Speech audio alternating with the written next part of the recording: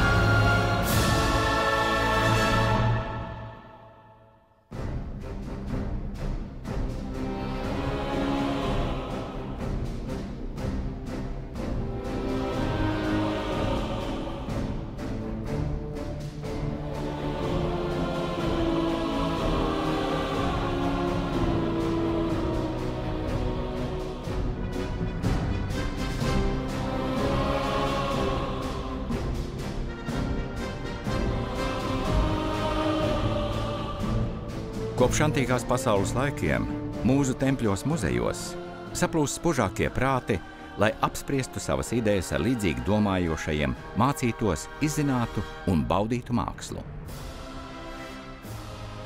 Ptolemais I, Sotērs, Aleksandra lielā karavadonis un pēctecis, Ptolemāju dinastijas pamatlicējs pasaules atmiņā palicis ar Museion, pašu pirmo zinātnes un kultūras centru, kuram pateicoties Aleksandrija kļuva par tā laika gudrāko un progresīvāko cilvēku mājvietu.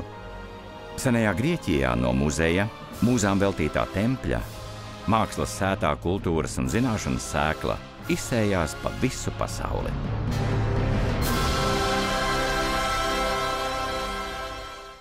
Cilvēkiem vienmēr būs nepieciešamība pēc zināšanām pašiem par sevi. Vai mēs atrastos nākotnē, vai arī mēs esam šeit un šodien. Tas ir tas, ko muzeji dara. Tie mēģina izpētīt cilvēku pieredzi. Un tas nekad nemainīsies. Pēc 200 gadiem cilvēki joprojām prātos, kāpēc mēs esam tādi, kādi mēs esam. Kā tas notika un kā tas attiecās uz mani. Pēc 200 gadiem viņi domās tieši tāpat, kā viņi domā šodien. Muzejos pirmsākumos nebija mākslas, tur bija mūzes. Es cenšos soli pa solim graut muzeja tēlu, padarot to par konteineru un tad teikt, nē, tas nav konteiners, bet gan avots. Un avota panākums ir iesēšanā, vispārējā mākslas sēklas izplatībā. Vai tas vispār maina sabiedrību? 20. gadsimta sākumā Rīga gāja muzeju veidošanas avangardā. 1905. gadā durvis vēra Baltijā pirmā speciāli muzeja vajadzībām būvētā mākslas muzeja ēka. 19. gadsimtā, kad attīstās industrija, attīstās kapitālisms, attīstās globāla domāšana, vērtības tikai palielinās, pilsētas aug, cilvēki paliek turīgāki, un tā ir sabiedrības vēlme, sabiedrības kopējo nopelnīto labumu ieguldīt universitātēs, labā izglītībā, ieguldīt kultūras centros, ēkās. Pasaule mainījās, un māksla mainījās tai līdzi. Drīzāk jau māksla gāja dažus soļus pa priekšu. Vilhelma Purvīša ainavas pārsteidza pie novitātēm nepieradušo publiku. Rīgas mākslinieku grupa nāca klajā ar jaunu estētiku. Viņi sadauza glezniecības zemās un nokūpējušās debesis, rakstīja Edvards Virza.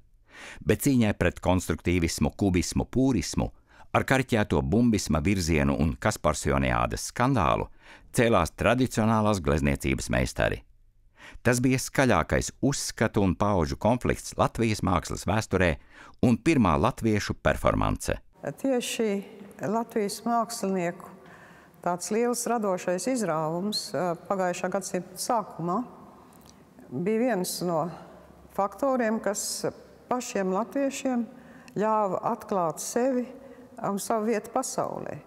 Un konstatējot, ka mums ir tik mazai tautai un apspiestai, pa kuru vēl dažas 10 gadus iepriekš baltvācieši teica, ka tā nav kultūras tauta, jo viņai nav kultūras vēsture, viņai nav valstiskuma vēsture, un tā tad viņiem ir mūžos jāpaliek par kalpiem un sulaiņiem, tad šie mākslinieki, sākot ar pašiem pirmajiem, bet ir sevišķi jau 20. gadsimta sākumā, viņi ar savām sekmēm ar to, ka viņi aizbrauc uz Parīzi un tur visus iespaidus uzsūca sevi un spēja tūliņ jau atspoguļot tā laika mākslas pārmaiņu strāvas. Māksla vienmēr ir pirmā uz barikādēm cīņā par labāku sabiedrību. Tāpēc katra totalitāra vara to cenšas iespiest sava pasaules redzējuma rāmjos. Vācu okupācijas laiks mākslai uzstādīja savas prasības, bez kritikas un režīmu slavinošas. Pēc āriešu slazda māksla nonāca социалистического реализма густā. Член Академии художеств Советского Союза, народный художник Латвии профессор Залькаун знакомит студентов с дипломной работой своей ученицы Анны Ноллендорф. Первое произведение она посвятила тому, кто дал счастье ей и ее детям. Padomju vara prasīja vadoņa un sistēmas slavinājumu. Māksla pakļāvās, bet nepadevās.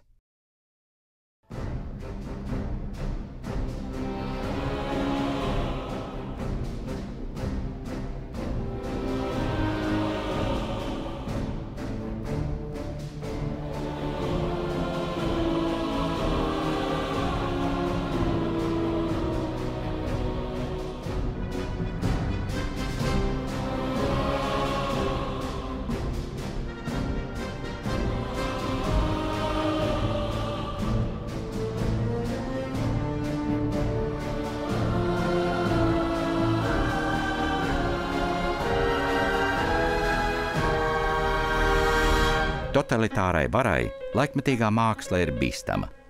Tā ir dažādi interpretējama un rosina cilvēkus domāt. Starp mākslu un totalitāru varu vienmēr rit neredzams karš. Gleznotājs Uldis Prēdelis nopietni pievērsies latviešu partizānu tēmai. Mākslas akadēmijā Uldis Prēdelis darina jaunu gleznu. Tā būs veltīta drosmīgiem partizānu brigādes komandieriem Otomāram Moškalnam un Vilim Samsonam.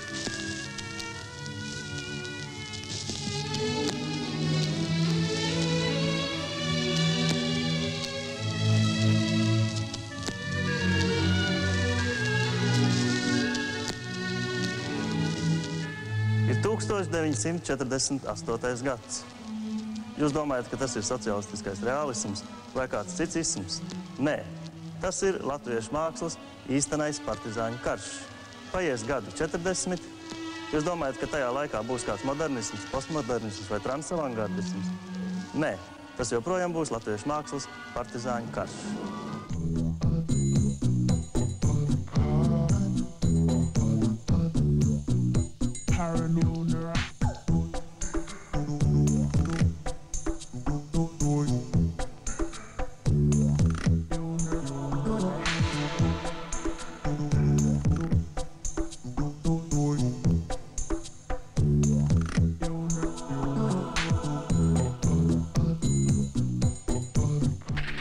Ziemeļvācija, Brēmene, 1989. gads, 14. jūnijas, latviešu avangarda mākslas izstāde, 37 minūtes pēc atklāšanas.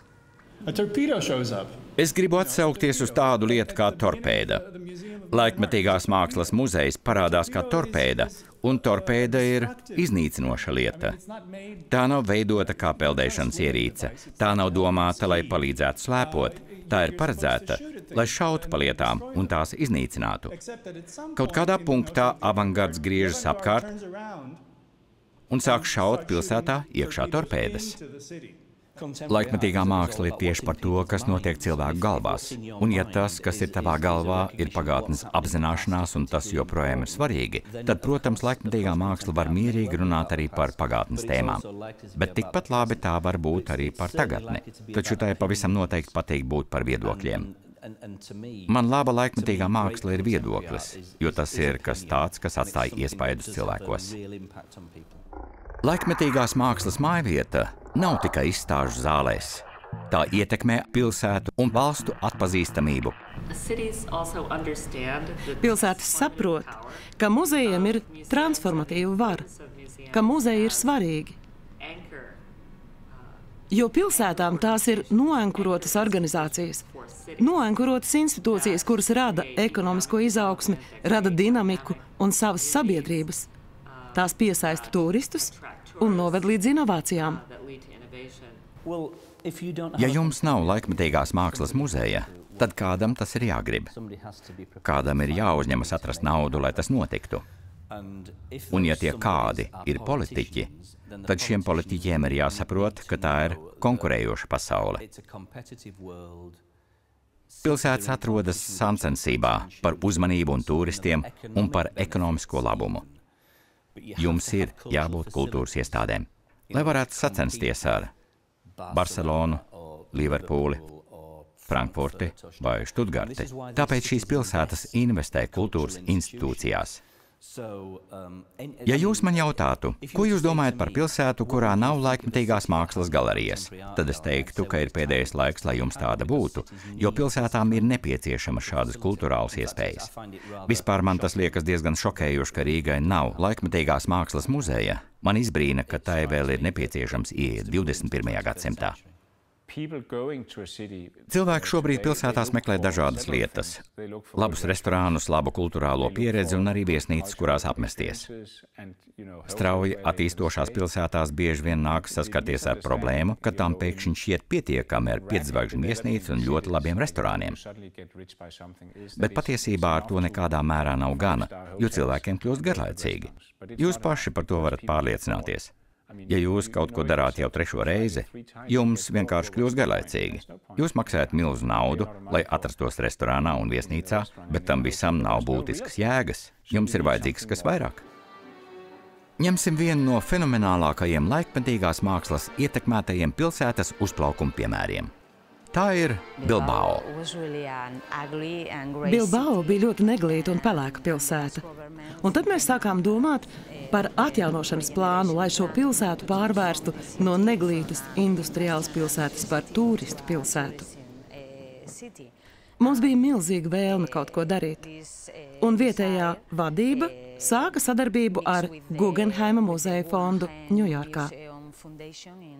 Muzeju sāku apmeklēt uzreiz pēc tā atvēršanas 1997. gadā. Tas spēlēja nozīmīgu lomu urbānajā, ekonomiskajā un arhitektūras vidē. Tas patiesi piederēja Bilbao. Jau kopš pirmās dienas ārzemju apmeklētāju interese bija neiedomājama augsta. Pilsēta neiedomājami izmainījās. Mēs paši to devējam par Guggenheima un Bilbao efektu. Un mēs jūtam, kā muzejs izmainīja apkārt notiekošo un Bilbao dvēseli. Mēs piesaistām vairāk kā 1 miljonu apmeklētāju gadā, un tas patiešām ir ļoti daudz. Muzeja atvēršana tikai 1 gada laikā izmainīja arī Daugavpili, vienīgo vietu visā Austrumeiropā, kur var iepazīties ar abstraktā ekspresionisma pamatlicēja Marka Rotko darbiem. Pēc ekonomiskā sabrukuma, kad reģionā izveidojās ļoti depresīva situācija, radās nepieciešamība atrast iespēju, kā pacelt šo pilsētu un šo reģionu. Rotko mākslas centra izveidošanas ideja radās 2002. gadā. Saņemot ģimenes atbalstu, varējām iet tālāk. Bet galvenais uzdevums bija vienoties ar ģimeni, ka pēc tam, kad šī ēka būs gatava, ģimene pilsētai ilgtermiņa nomādos Rotko oriģināla darbus.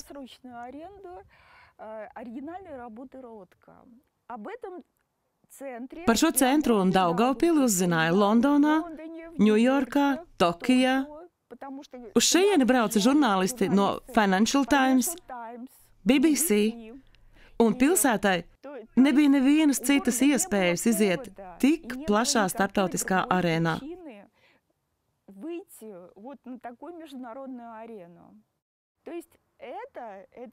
Zināmā mērā tas ir kā tāds ātomsprādziens. kuram jādod enerģija visam reģionam un pilsētai. Pasaule mainās, bet liela sabiedrības daļa paliek uz vietas savā komforta zonā, ērtā un mierīgā pelēcībā, bez spilgtiem izaicinājumiem. Muzejs vispār tagad veidojās jau kā alternatīva baznīcai, jo paskatieties uz to īpatsvaru cilvēku, kas iet uz baznīcu, pārsvarā tie cilvēki gados. Ja? Pusmūža cilvēkiem par baznīcu šobrīd ir kļūst lielveikals. Es domāju, ka muzejs ir laba alternatīva lielveikalam. Nākt uz turieni, iesaistīties, piedalīties, interesēties. Daudzās rietumvalstīs muzeji ir bijuši jau 150–200 gadus.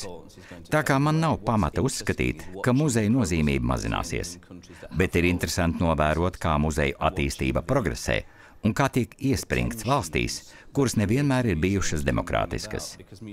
Un vērot, ko muzeja veidošana var parādīt, jo muzeja patiesībā var būt politiski diezgan spēcīgas, ietekmīgas vietas. Un man šķiet, ka vecajās demokrātijās tās var rīkoties brīvāk. Ja muzejs nedara neko citu, tad tas tur ir, lai cilvēkiem liktu domāt citādāk. Cilvēks ieiet muzejā, bet ārā iznāk jau domājot citādāk. Tad muzejs strādā. Politiskā vide, protams, ir saistīta ar ekonomisko vidi.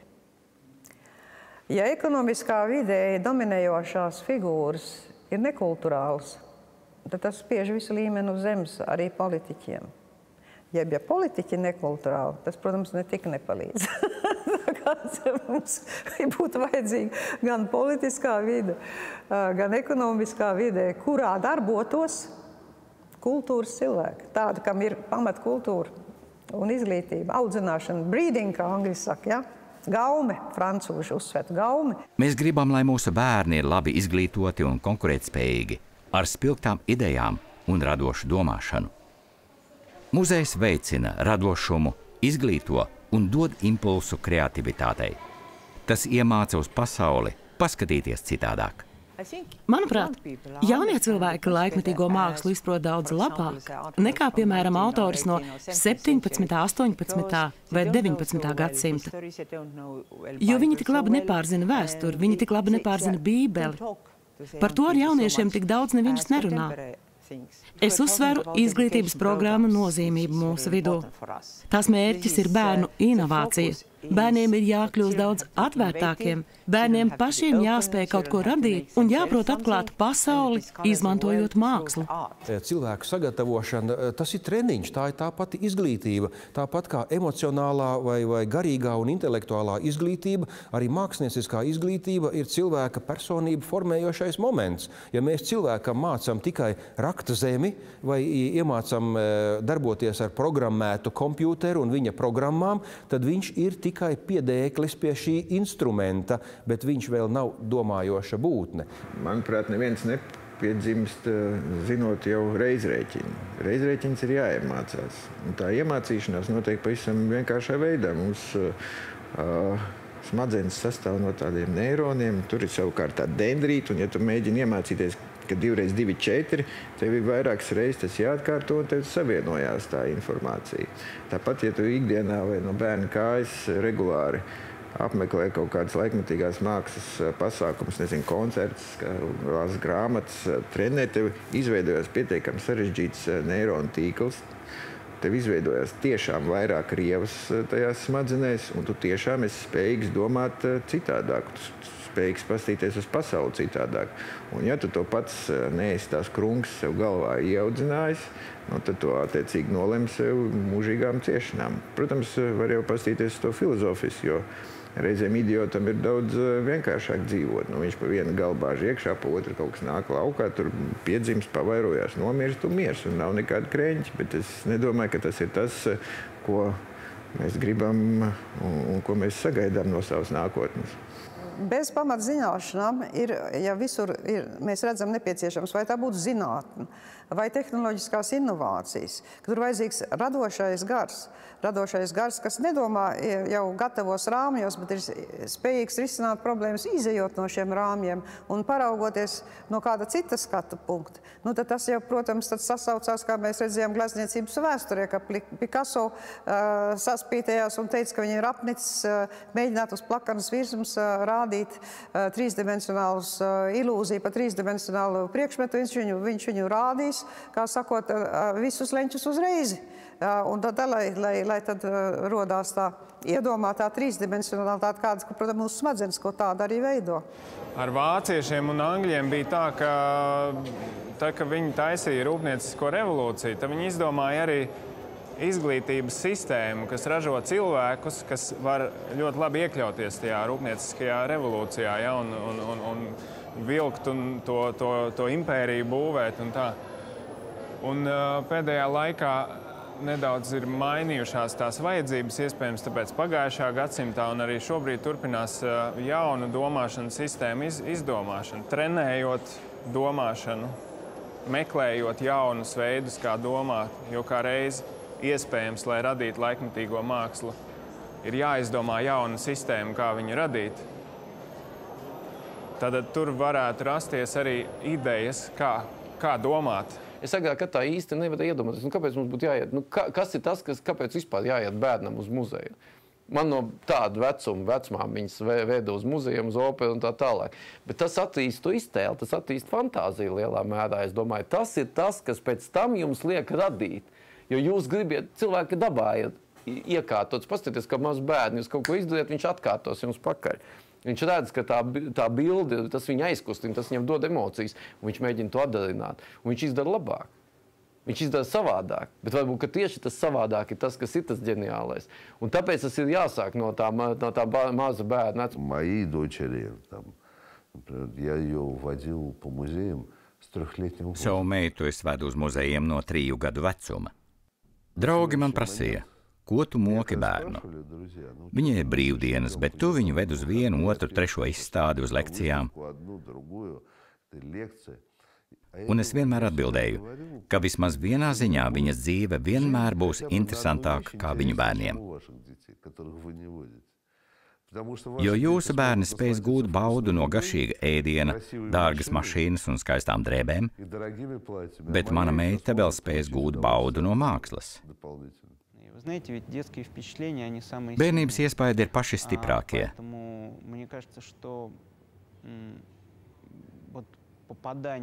Tāpēc bērnu nokļūšana kādā interesantā laikmetīgās mākslas izstādē var uz visiem laikiem izmainīt viņa dzīvi.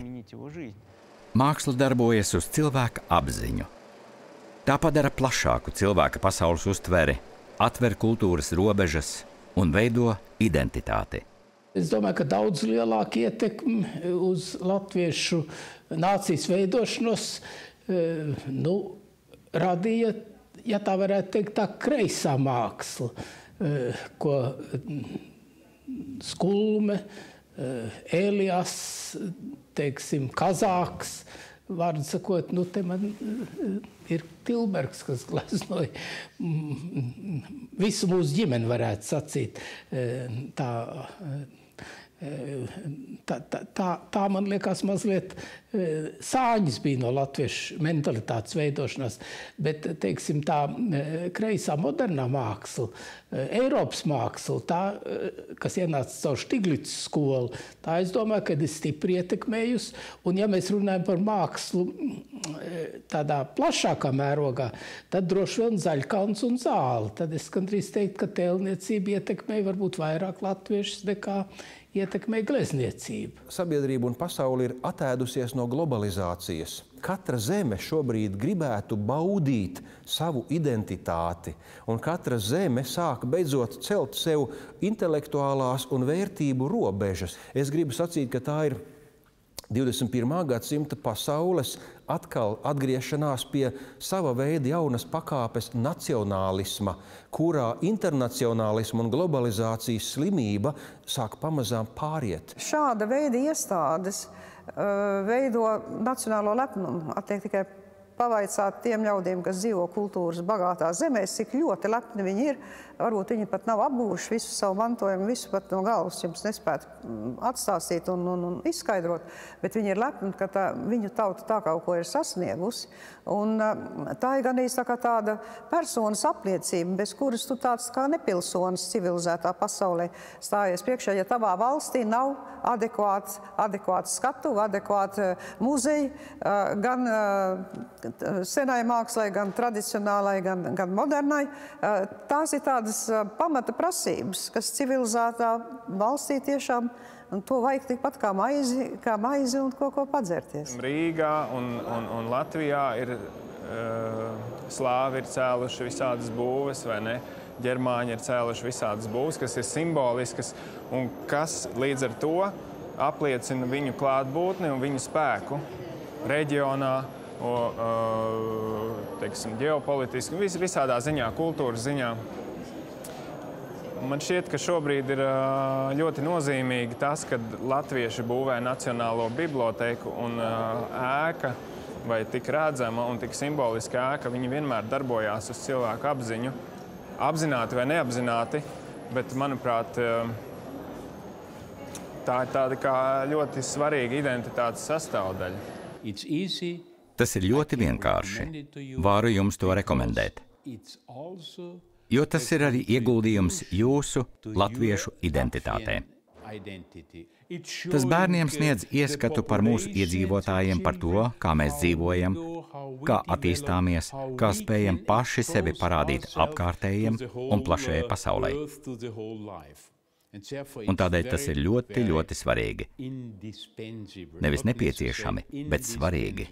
Ir ārkārtīgi nozīmīgi, lai pilsētā būtu laikmetīgās mākslas centrs, jo tas sniedz iespēju pasauli redzēt no pavisam cita skatu punkta un no dažādu mākslinieku skatījuma. Jebkurš mākslinieks vienmēr cenšas radīt ko vairāk kā tikai vienkārši estētisku baudījumu, vairāk nekā jūs spējat saskatīt, vairāk kā tikai vizuālu tēlu.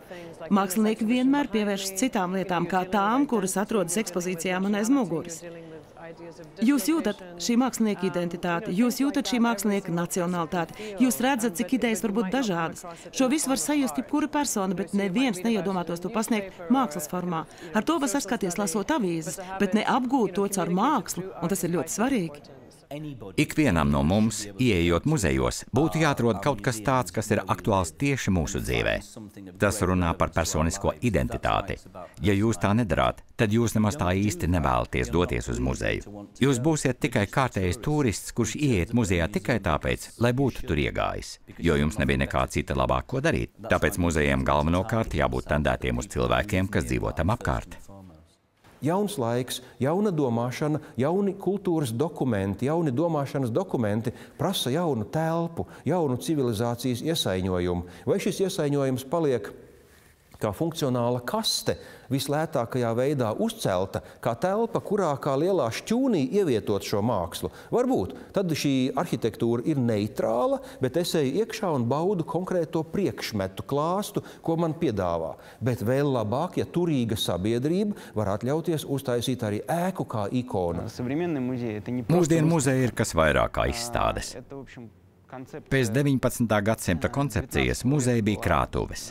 20. gadsimta koncepcijas muzeja ir izstādes, bet 21. gadsimta koncepcija ir muzeja ir sabiedriski centri, dzīva vieta.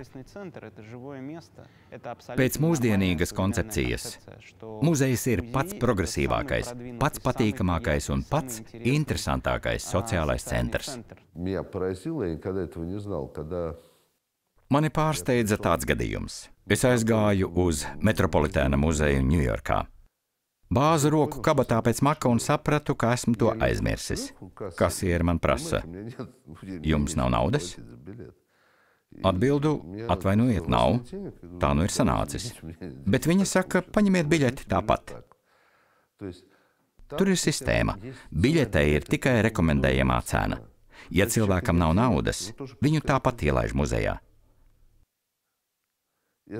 Tas nenozīmē, ka visi apmeklētāji tāpēc nemaksā. Viņi maksā, jo tā ir cieņa pret muzeju. Bet, ja tu nevari atļauties samaksāt, tas nav iemesls, lai neielaistu tevi iekšā. Rīgā ir muzejs par padomju okupāciju. Tā ir kaismīga vieta, jo šajā muzejā ir daudz niknuma un dusmu. Un tieši tāpēc, ka tur ir šis kvēlums, cilvēki uz to vēlēsies iet. Ja tas centīsies būt neitrāls un garlaicīgs, neviens nebūs ieinteresēts. Un cilvēki nemaz nevēlēsies zināt par pagātni. Viņi negribēs zināt par padomju ēru, ja muzejs būs garlaicīgs. Jums jāpiesaista cilvēku interesi, liekot viņiem vairāk sajust kaismi par šo tēmu. Un šī prasme muzeja cilvēkos sevi ir jātīsta. Ir ļoti svarīgi parādīt mirušo un dzīvo vienlaicīgi. Tad muzejs strādā.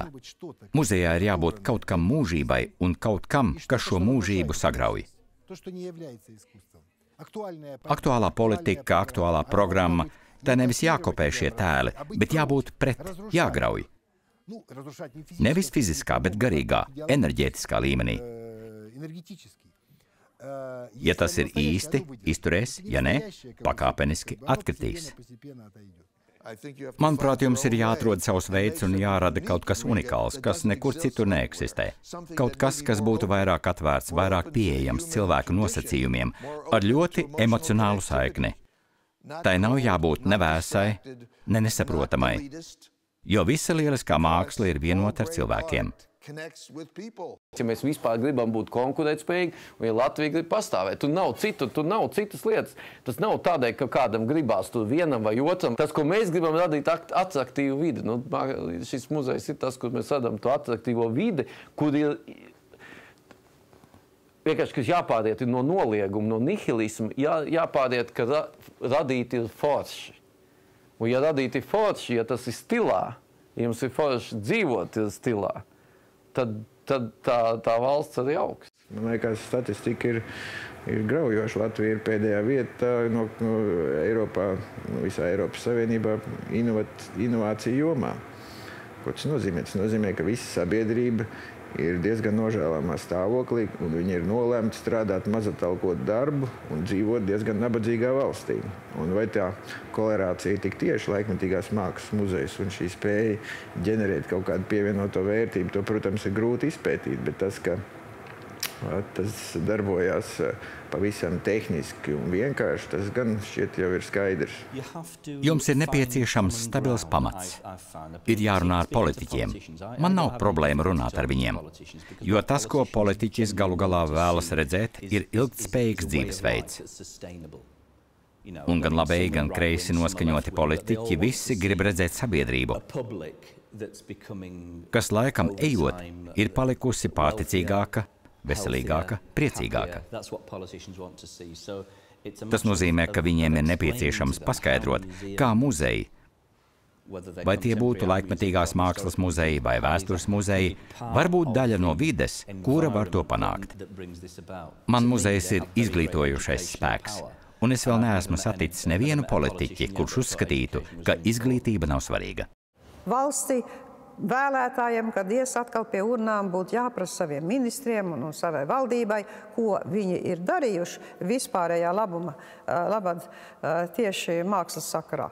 Un te, protams, ne jau 10-gadīgi bērni būs tie, kas ies un piketēs par modernās mākslas muzeju, bet es ceru, ka Latvijā tomēr ir pietiekami daudz tiešām kultūras cilvēku, kas nav jāpārliecina par šādu vajadzību, kas to uztver kā pašu par sevi saprotam.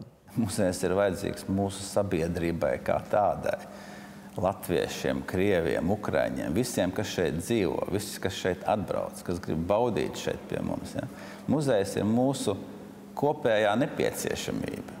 Un tieši šis laikmetīgais mākslas muzejs, kas parāda, kādi mēs esam šodien, tā ir faktiski Latvijas vizītkarte vizualizētā formā. Искусство. Māksla, arhitektūra, lielie zinātniskie atklājumi, literatūra. Tās paliek. Vairāk nepaliek nekas.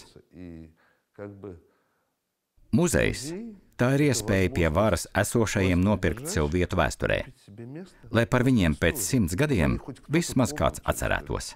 Radīt mākslas muzeju nozīmē radīt sabiedrību.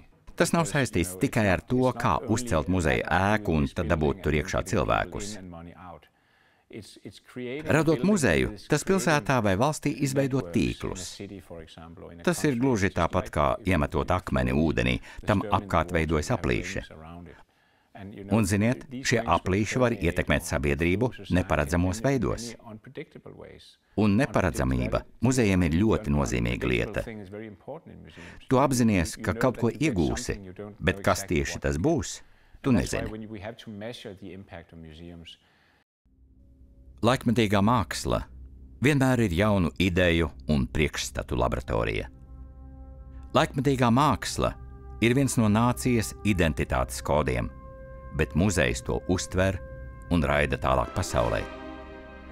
Muzejs dod iespēju redzēt pasauli no pavisam citas skatu punkta, caur dažādu mākslinieku redzējumu un dzīves uztveres prizmu. Katra zeme, kura grib baudīt savu identitāti, virza tālāk savu vērtību un savas kultūras robežas. Mums, mazai nācijai, tas ir ļoti svarīgi. Mums tikai jāizveido sava laboratorija jaunu ideju dzimšanai, savs mūzu templis, kurā tāpat kā senajā Aleksandrijā saplūstu nācijas spožākie prāti un dzimtu radošākās idejas.